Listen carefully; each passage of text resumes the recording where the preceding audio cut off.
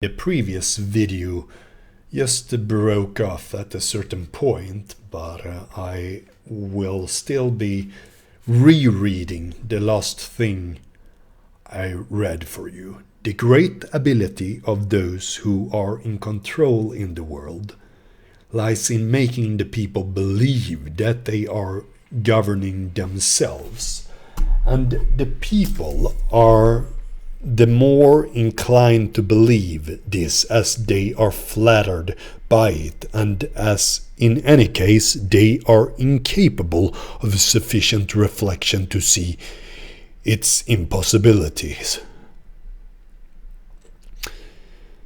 And I go on to read some other underlining here. The opinion of the majority cannot be anything but an expression of incompetence, whether this be due to lack of intelligence or to ignorance.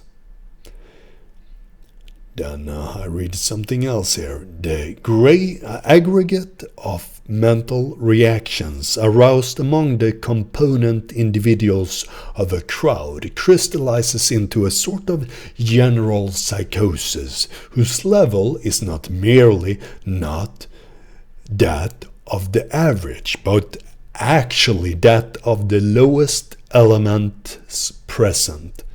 Yeah, like some entities that, or entity, or demon that goes beyond the material world, if I would just say something. So the masses is not always right, but neither is the authorities in a modern sense, so to speak. And if the masses is controlled by the lowest denominator, that means that it is as good as its most stupid part.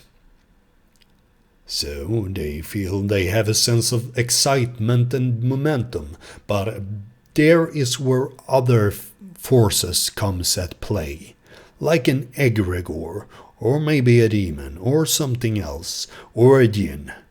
Something like that. That whether you take a metaphysical view on it or not, it's still like the revolutionaries are just throwing themselves into something.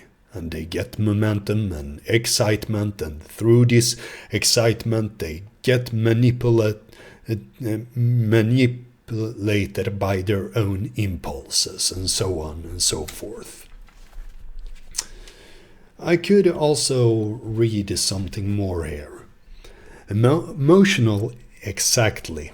Here's we go on this underlining on page 76. Emotional impulses hinder reflection, and making use of this incompatibility is one of the dishonest tricks practiced in politics.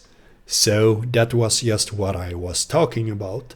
Emotional impulses hinder reflection, and making use of this incompatibility is one of the dishonest tricks practiced in politics.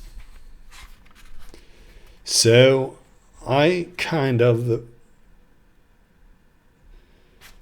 want to leave you with that, and maybe I will read something more from this book later on.